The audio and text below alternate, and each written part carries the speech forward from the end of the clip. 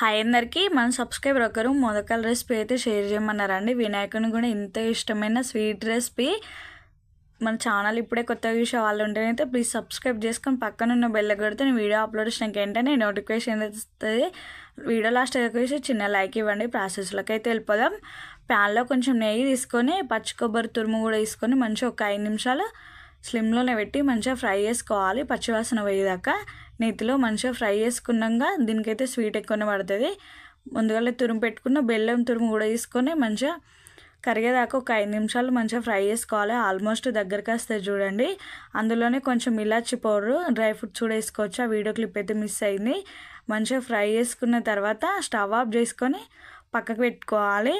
అదే ప్యాన్లో ఇంకో కొంచెం వాటర్ తీసుకోవాలి. ఒక కప్పు వాటర్ తీసుకొని సాల్ట్, కొంచెం షుగర్, కొంచెం ఆయిల్ తీసుకొని కొంచెం గోరువెచ్చగా అయ్యేదాకా మూత పెట్టి మంచిగా మరగనివ్వాలి.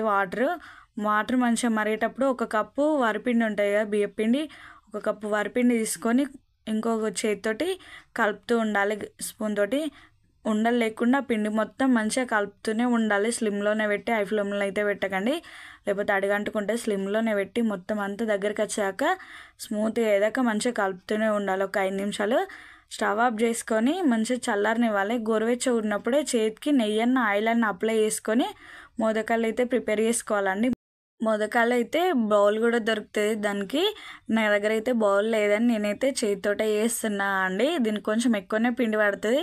మోదకాలు చేతితోటి ప్రిపేర్ చేస్తానైతే కొంచెం లేట్ అవుతుంది. బౌల్ తోటి అయితే టకటకనే అయిపోతుంది. నాకు కొంచెం లేట్ అయింది ప్రిపేర్ చేసేవారికి. అదే షేప్ రావాలంటే నేనైతే స్పూన్ తోటి కూడా మోదకాలు చేస్తున్నా అండి. సేమ్ అదే షేప్ వచ్చింది. అన్నీ కూడా అలానే చేసుకోవాలి. ముందరనే చేసి పెట్టుకున్న స్టఫింగ్ కూడా అందులో పెట్టి మోదకాలు అయితే ప్రిపేర్ చేసుకోవడం అంతేనండి. Easy process. తప్పకుండా ఈ రెసిపీ ట్రై చేసి టేస్ట్ ఎలా వచ్చిందో కామెంట్ సెక్షన్లో కామెంట్ చేసి చెప్పండి. టేస్ట్ కూడా మంచిగా ఉంటుంది. ఇంకొక బౌల్లోకి వాటర్ తీసుకొని వాటర్ గోరువెచ్చగా అయిన తర్వాత ఈ మోదకాలను అయితే జల్లెలకి తీసుకోవాలి. అన్నీ కూడా అలానే ప్రిపేర్ చేసిన చూడండి.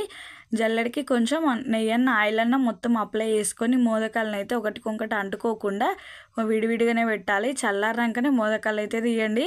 వేడి మీద తీస్తేనైతే ఇచ్చుకపోతే మళ్ళీ దేని దానికి విడివిడిగా పెట్టండి, లేకపోతే అతుక్కొని రావు.